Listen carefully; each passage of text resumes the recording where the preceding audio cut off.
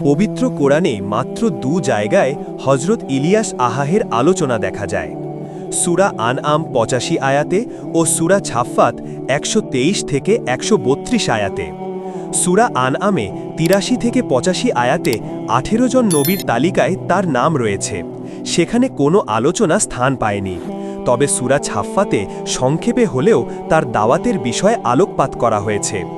ঐতিহাসিক বর্ণনায় এ বিষয়ে প্রায় সবাই একমত যে তিনি হজরত হিজকিল আহায়ের পর এবং হজরত আল ইয়াসা আহায়ের পূর্বে দামেস্কের পশ্চিমে বালা বাক্কা বালবক অঞ্চলের বনু ইসরাইলগণের প্রতি প্রেরিত হয়েছিলেন।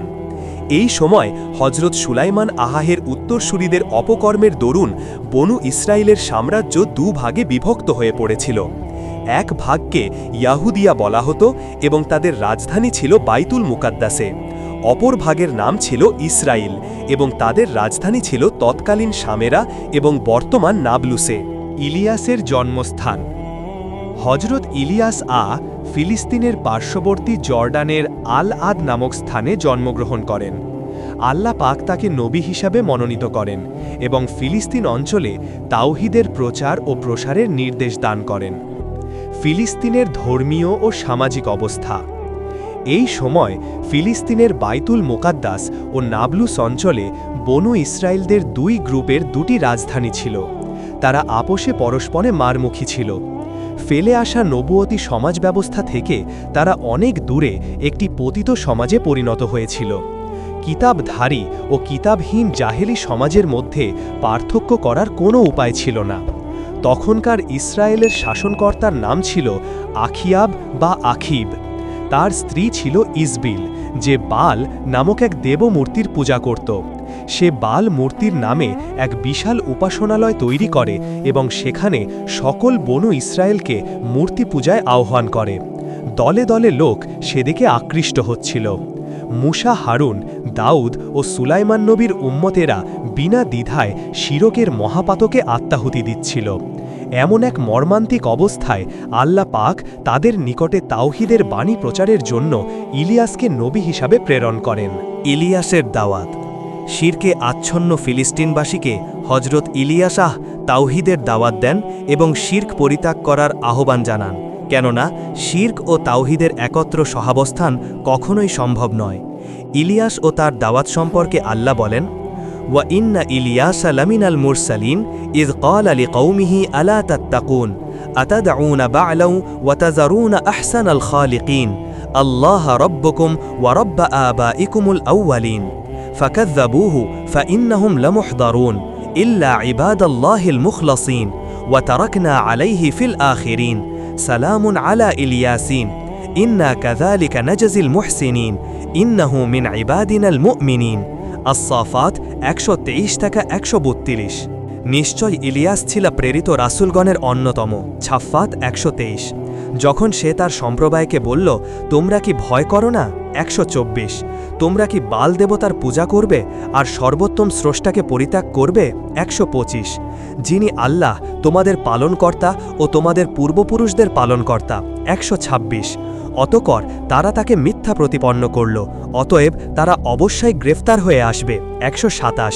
কিন্তু আল্লাহর খাঁটি বান্দাগণ ব্যতীত। ১২৮।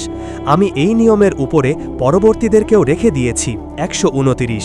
ইলিয়াসের উপরে শান্তি বর্ষিত হোক। ১৩০। এভাবেই আমি সৎকর্মীদের প্রতিদান দিয়ে থাকি। ১৩১। নিশ্চয় ইলিয়াস ছিল আমার বিশ্বাসী বান্দাদের অন্তর্ভুক্ত। ছাফফাত ৩৭ থেকে ১২৩ ১৩২। দাওয়াতের ফলশ্রুতি। বিগত নবীগণের যে দুরবস্থা হয়েছিল, ইলিয়াস আহের ভাগ্যে তার ব্যতিক্রম হয়নি। তিনি ইসরায়েলের শাসক আখিয়াব ও তার প্রজাবৃন্দকে বাল দেবমূর্তির পূজা করতে নিষেধ করলেন এবং এক আল্লাহর প্রতি ইবাদতের আহ্বান জানালেন। কিন্তু ২-১ হকপন্থী ব্যক্তি ছাড়া কেউ তার কথায় কর্ণপাত করল না। তারা ইলিয়াস আহের বিরুদ্ধে নানা অপপ্রচারে লিপ্ত হল। তাকে যত্রতত্র অপমান অপদস্থ করা শুরু করল, এমনকি দৈহিক নির্যাতনও শুরু হয়ে গেল। কিন্তু ইলিয়াস তার দাওয়াত চালিয়ে যেতে থাকেন। অবশেষে রাজা ও রানী তাকে হত্যা করার সিদ্ধান্ত নেন। ফলে তিনি রাজধানী ছেড়ে অনেক দূরে এক পাহাড়ের গুহায় আত্মগোপন করলেন এবং দুর্ভিক্ষ নাজিলের জন্য আল্লাহর নিকটে প্রার্থনা করলেন। ফলে সারা দেশে ব্যাপক দুর্ভিক্ষ দেখা দিল।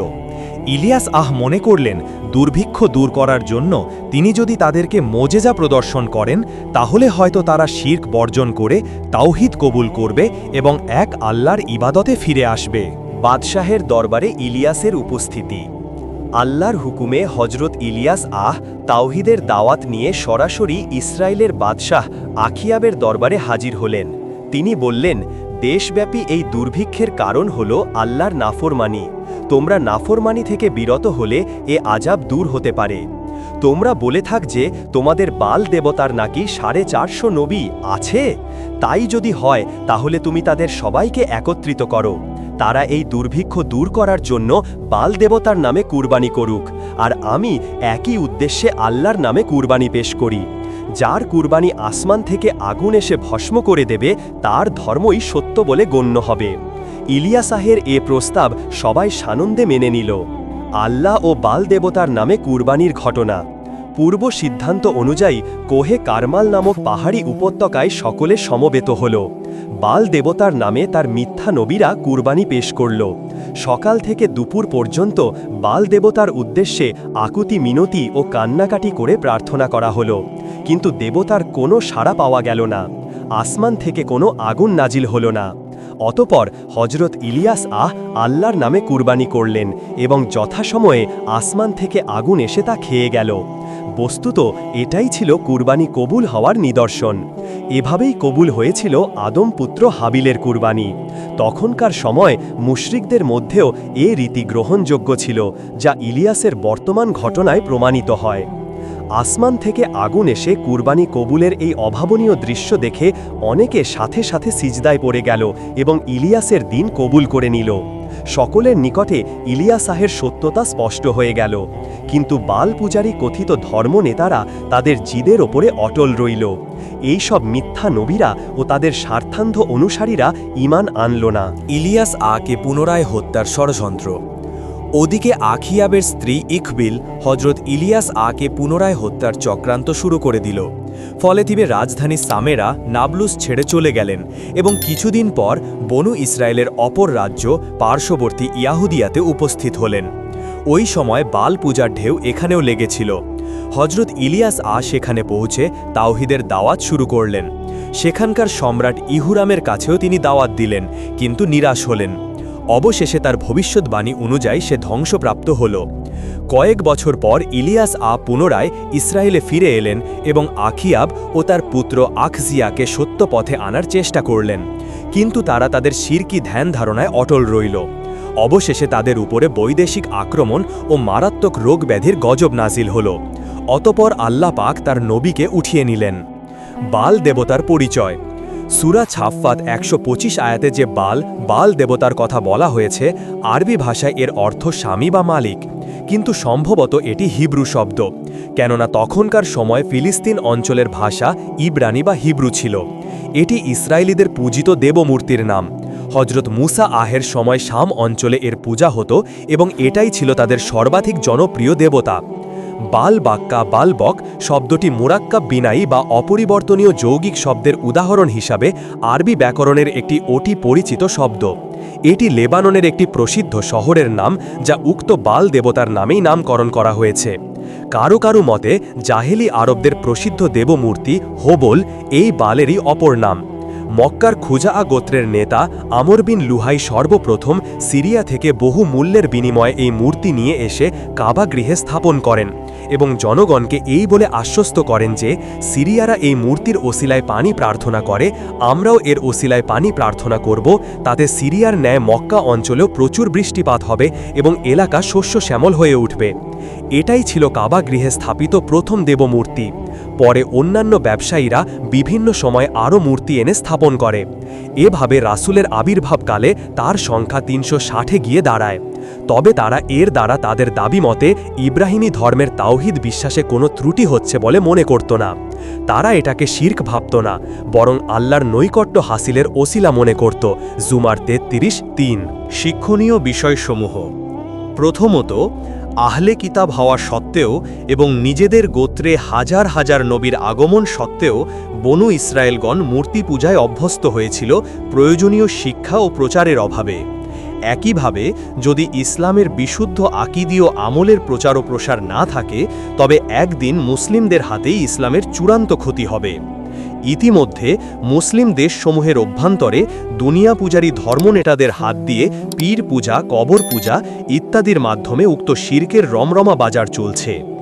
দ্বিতীয়, শিরকের প্রবর্তন রাষ্ট্র ও সমাজ নেতাদের মাধ্যমে হলে তা দ্রুত ছড়িয়ে পড়ে এবং স্থায়িত্ব লাভ করে।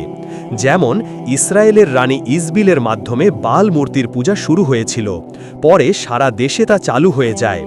তৃতীয়, সমাজ সংস্কারক ব্যক্তিকে আপোষহীনভাবে স্রেফ আল্লাহর ওপরে ভরসা করে তাওহিদ বিরোধী কাজের সংস্কারে নামতে হয়, যেভাবে ইলিয়াস একাকী উক্ত কাজে নেমেছিলেন।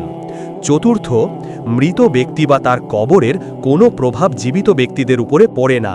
যেমন বাইতুল মুকাদ্দাসের আশপাশে হজরত ইব্রাহিম, ইসহাক, ইয়াকুব, মুসা, হারুন, দাউদ, সুলাইমান সহ বিগত যুগের শত শত জলিলুল কদ্দার নবীর কবর থাকা সত্ত্বেও তাদের বুকের ওপরে সংগঠিত বাল দেবমূর্তি পূজার ব্যাপারে তাদের কোনো প্রভাব তাদের স্বগোত্রীয় বনু ইসরায়েলদের উপরে পড়েনি। পঞ্চম, সর্বদা সমাজের কিছু ন্যায়নিষ্ঠ মানুষকে তাওহিদের প্রচার ও প্রসারে আত্মনিয়োগ করতে হয়। সবাইকে দিয়ে একাজ সম্ভব নয়। যেমন ইসরায়েলে যোগ্য লোক না থাকায় আল্লাহ পাক জর্ডান থেকে ইলিয়াসকে পাঠান তাদের হেদায়াতের জন্য।